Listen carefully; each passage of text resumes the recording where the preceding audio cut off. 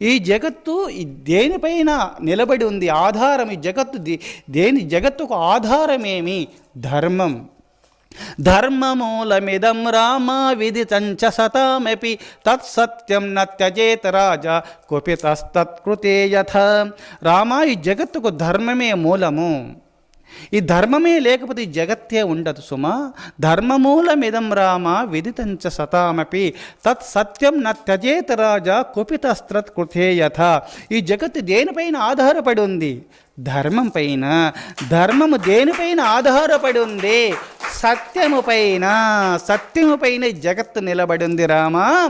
అందుకోసమే మీ తండ్రి సత్యమును విడనాడకుండా పడిపోయి ఉన్నాడు, మాట తప్పకుండా.